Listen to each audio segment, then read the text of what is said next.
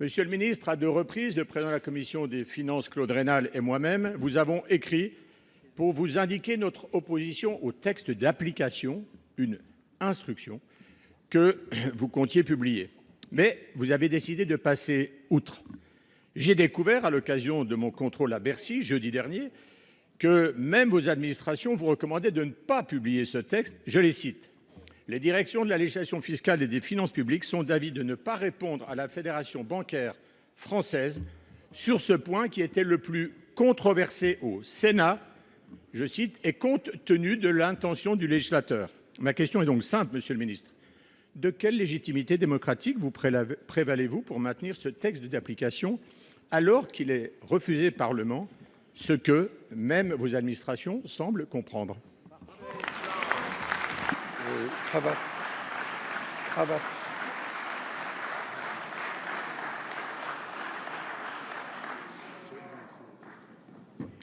Pour vous répondre, la parole est au ministre de l'économie et des finances, de la souveraineté. Vous avez la parole. Monsieur le Président, Mesdames et Messieurs les sénateurs, Monsieur le rapporteur général, merci de me donner l'occasion de préciser le sujet dont vous parlez. La fraude dite CumCum consiste à éviter pour un non-résident l'imposition sur les dividendes en transférant les titres à un intermédiaire qui, lui, ne doit pas payer la retenue à la source. Voilà pour expliquer de quoi on parle. Quel est l'objectif du texte incriminé dont vous parlez ? Lutter contre la fraude, et là je partage tout à fait votre objectif évidemment, tout en permettant à nos entreprises de continuer à accéder au financement de marché. D'abord, je veux dire que nous n'avons pas attendu les révélations faites par la presse en 2018 pour conduire des contrôles.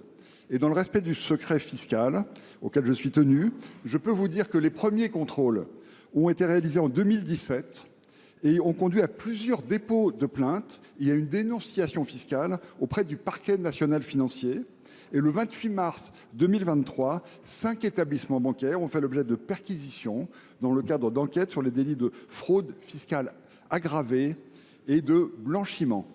Et donc, la main de l'État ne faiblira pas. S'agissant du BOFIP, le texte d'interprétation dont vous parlez, publié le 17 avril dernier, je veux d'abord rappeler qu'il est normal que l'administration commente les dispositions fiscales nouvelles d'une loi de finances.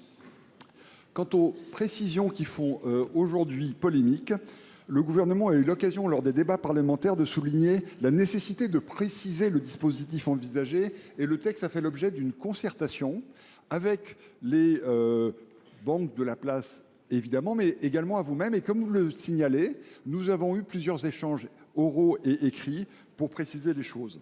Quant à l'avis de l'administration dont vous parlez, l'administration n'a pas suggéré de ne pas publier ce texte, mais l'avis de l'administration portait sur un point de précision que, effectivement, j'ai préféré maintenir contre l'avis de l'administration, ce qui est, je pense, mon droit en tant que ministre.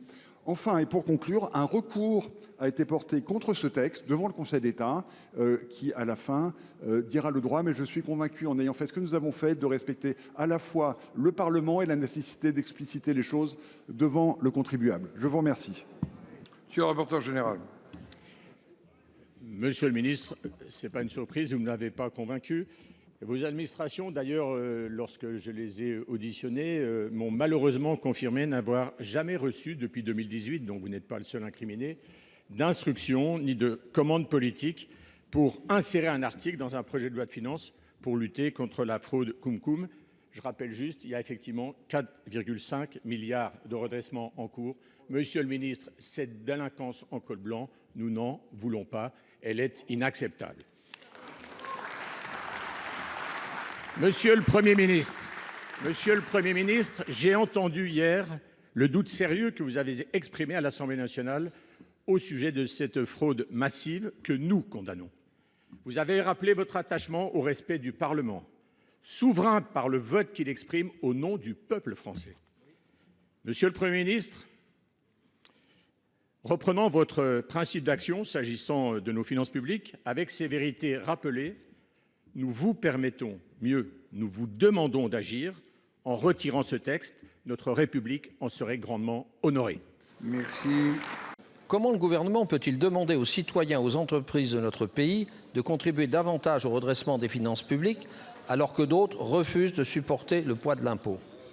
Je m'explique. Lors de la dernière loi de finances, nous avons adopté à une très forte majorité, à l'Assemblée nationale comme au Sénat, un dispositif visant à lutter contre un détournement de la loi fiscale française connu sous le nom de CumCum. Il s'agit tout simplement d'un mécanisme mis en place par de très nombreuses banques françaises au profit de non-résidents, leur permettant d'échapper à l'impôt sur le revenu dû au titre des dividendes reçus.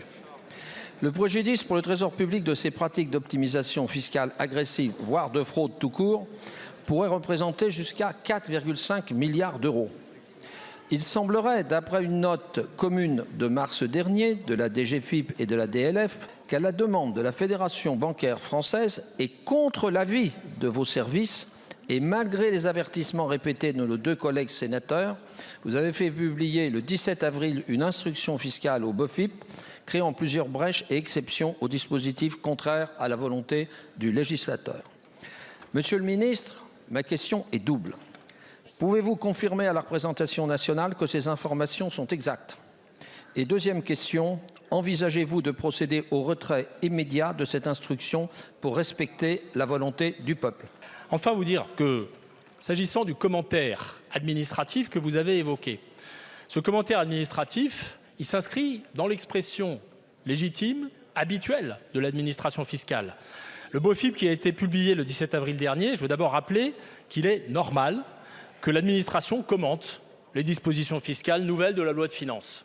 C'est l'expression de cette doctrine. Quant aux précisions qui font aujourd'hui polémique et que vous avez mentionnées, elles avaient déjà été portées par le gouvernement lors des débats au Sénat. Alors nous aurions pu ne pas les réitérer, mais si nous avions fait cela, eh bien nous aurions manqué au devoir de transparence et de clarté dans l'interprétation de la loi que nous devons à tous les contribuables.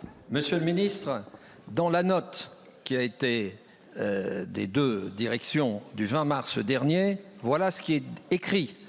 Compte tenu de l'intention du législateur, une exclusion large de ces opérations soulèverait un risque polémique sévère. La direction de la législation fiscale et la direction générale des finances publiques sont d'avis de ne pas répondre à la Fédération bancaire française sur ce point. Vous avez passé outre le ministre, il en a le droit, mais ceci est complètement contraire à l'intention du législateur.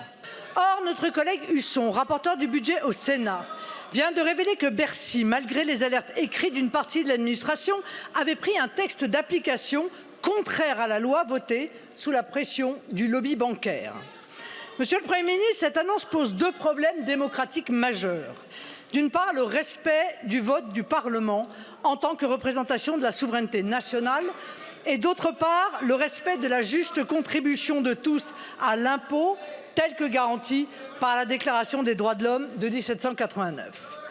Dans notre État de droit, ce ne sont ni les lobbies, ni les hauts fonctionnaires qui votent la loi, mais le Parlement.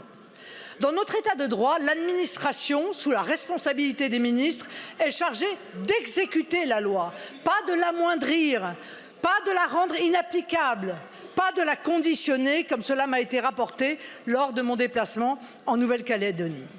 Dans notre État de droit, c'est le politique, tirant sa légitimité du vote des Français, qui décide. Dans notre pays, c'est l'intérêt général, le bien commun qui doit prévaloir et non les intérêts particuliers. Monsieur le Premier ministre, comment allez-vous refaire de la défense de l'intérêt général la ligne directrice de vos politiques? Plus concrètement, votre ministre de l'économie a-t-il, oui ou non, pris une décision contraire à la volonté du Parlement? Et le cas échéant, quelles conséquences allez-vous en tirer, alors même que se profilent de nouvelles punitions fiscales envers les Français? Et nous avons en effet, dans le projet de budget, indiqué que ce procédé n'était pas acceptable. Et donc c'est à juste titre qu'il y a eu un contrôle parlementaire sur ce texte, qui est à bien des égards assimilable, non pas à une fraude parce que c'est légal, mais contre l'esprit de la loi. Et donc j'ai tout à fait l'intention de regarder, je ne connaissais pas, je dois le dire, le texte que vous indiquez, que monsieur le rapporteur général Husson a découvert dans son contrôle sur place et sur pièce. Et nous allons regarder, je vais regarder avec le ministre de l'économie quelle est la portée réelle et quelle est la dimension légale. Mais sur les principes que vous avez évoqués, je veux dire que ce sont les principes qui gouvernent l'action de l'équipe gouvernementale, les principes de respect de l'intérêt général et du respect de la décision du Parlement pour qu'elle soit appliquée. Je vous remercie.